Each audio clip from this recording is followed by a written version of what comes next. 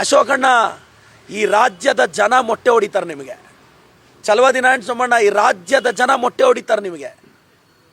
First ಮೊಟ್ಟೆ ಹೊಡೆಯೋ ಸಂಸ್ಕೃತಿನ ಬಿ ಜೆ ಪಿಯವ್ರು ನಿಲ್ಲಿಸಬೇಕು. ಚಪ್ಪಲಿ ಬಿಸಾಕೋ ಸಂಸ್ಕೃತಿನ ಬಿ ಜೆ ಪಿಯವ್ರು ನಿಲ್ಲಿಸಬೇಕು. ಪರ್ಕೆ ತೋರಿಸೋ ಸಂಸ್ಕೃತಿನ ಬಿ ಜೆ ಪಿಯವ್ರು ಬಿಸ್ಬೇಕು. ನೀವೇನಾದರೂ ಪದೇ ಪದೇ ಬಿ ಜೆ ಪಿಯವರು ಚಪ್ಪಲಿ ಪರ್ಕೆ ಅಂತ ಹೊಡಿಸಿದ್ರೆ ರಾಜ್ಯದ ಜನ ನಮ್ಮನ್ನು ಅದೇ ಪರ್ಕೆಯಲ್ಲಿ ಗುಡಿಸ್ಬಿಡ್ತಾರೆ. ಬಿ ಜೆ ಪಿಗೆ ದೇಶಾದ್ಯಂತ ಮೊಟ್ಟೆ ಬಿಸಾಕ್ತಾರೆ, ನೋಡ್ತಾ ಇರಿ.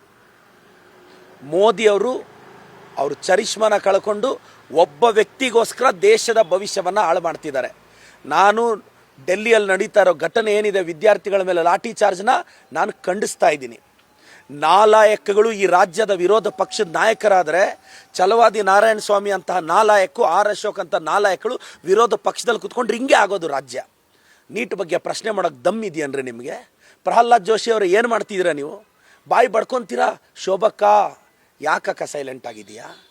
20 ಜನ ಸತ್ತೋಗಿದ್ದಾರೆ ಶೋಭಕ್ಕ, ಬಾಯಿ ತೆಗಿ ಶೋಭಕ್ಕ. ಪ್ರಹ್ಲಾದ್ ಜೋಶಿ ಸಾಹೇಬ್ರೆ, ನಿಮ್ಮ ಮೊಮ್ಮಕ್ಕಳ ಜೊತೆ ಆಟ ಆಡ್ಕೊಂಡು ವೀಡಿಯೋ ಹಾಕ್ತೀರಾ? ನಿಮ್ಮ ಮಕ್ಕಳು ಮೊಮ್ಮಕ್ಕಳೇನಾ? ಬೇರೆಯವ್ರ ಮಕ್ಕಳಿಗೆ ಫ್ಯೂಚರ್ ಇಲ್ವಾ ಸರ್? ಪ್ರಹ್ಲಾದ್ ಜೋಶಿ ಸಾಹೇಬ್ರೆ, ಶೋಭಕ್ಕ ಅವರೇ, ರಾಘವೇಂದ್ರಣ್ಣ, ಶಿವಮೊಗ್ಗನ ರೂಲ್ ಮಾಡ್ತಿದ್ದೀರಲ್ಲ, ಎಲ್ಲಿದೆಯಾ ರಾಘವೇಂದ್ರಣ್ಣ? ವಿಜೇಂದ್ರಣ್ಣ, ಎಲ್ಲರ ಮಕ್ಕಳು ಚೋಟಾ ಸಿಗ್ನೇಚರ್ ಹಾಕಿ ಆಸ್ತಿ ಮಾಡೋಕ್ಕಾಗಲ್ಲ ಅಣ್ಣ, ಓದ್ಕೊಳ್ಳೇಬೇಕು ವಿಜೇಂದ್ರಣ್ಣ. ಎಲ್ಲಿದ್ರು? ನಮ್ಮ ತುಂಬ 6 ಅಡಿಯ ಕಟ್ಔಟ್ ರವಿಕುಮಾರಣ್ಣ, ಎಲ್ಲಿದ್ದೀರಾ? ಬಾಯಿ ಬಿಚ್ಚಿ. ಬಿ ಜೆ ಪಿಯವರು ನೀಟ್ ಬಗ್ಗೆ ಮಾತಾಡಿ, ನಿಮಗೆ ಯೋಗ್ಯತೆ ಇದ್ದರೆ ಮಾತಾಡಿ. ನಾನು ಇವತ್ತು ಹೇಳ್ತಾ ಇದ್ದೀನಿ, ಆರ್ ಅಶೋಕಣ್ಣ, ಚಲವಾದಿ ನಾರಾಯಣ ಸೋಮಣ್ಣನ ನೀಟ್ ವಿಚಾರದ ಬಗ್ಗೆ ನಾನು ಡಿಬೇಟ್ಗೆ ಆಹ್ವಾನಿಸ್ತಾ ಇದ್ದೀನಿ. ನೀಟ್ ವಿದ್ಯಾರ್ಥಿ ನೋಡಿ, ರಾಜ್ಯದ ವಿದ್ಯಾರ್ಥಿಗಳು ರಿಕ್ವೆಸ್ಟ್ ಮಾಡ್ತೀನಿ, ಬನ್ನಿ. ಮೋದಿಯವ್ರ ಅಪಾಯಿಂಟ್ಮೆಂಟ್ ನಮಗಂತೂ ಸಿಗಲ್ಲ, ಅಮಿತ್ ಶಾ ಅವ್ರ ಅಪಾಯಿಂಟ್ಮೆಂಟ್ ನಮಗಂತೂ ಸಿಗಲ್ಲ. ಅಶೋಕಣ್ಣ, ನೀಟ್ ವಿದ್ಯಾರ್ಥಿಗಳ ಬಾಧೆಯನ್ನು ನಾನು ನಿಮಗೆ ಹೇಳ್ತೀನಿ, ನೀವು ಎತ್ಕೊಂಡೋಗಿ ಜೀ ಉಜೂರ್ ಅಂತ ಹೇಳಿ ಬಂದುಬಿಡಿ. ಇವತ್ತು ಮೋದಿಯವರು ಟ್ವೀಟ್ ಮಾಡಿದ್ದಾರೆ, ಫಾಸ್ಟ್ ಟ್ರ್ಯಾಕ್ ಕೋರ್ಟ್ ಮಾಡಿ ವಿದ್ಯಾರ್ಥಿಗಳಿಗೆ ನ್ಯಾಯ ಕೊಡಿಸ್ತೀವಿ ಅಂತ ಹೇಳ್ತಾ ಇದ್ದಾರೆ. ಸರ್, ಇವ್ರು ಫಾಸ್ಟ್ ಟ್ರ್ಯಾಕ್ ಕೊಡೋದು ಯಾರು? ಅರೆಸ್ಟ್ ಆಗಿರೋರು 4-5 ಜನಕ್ಕೆ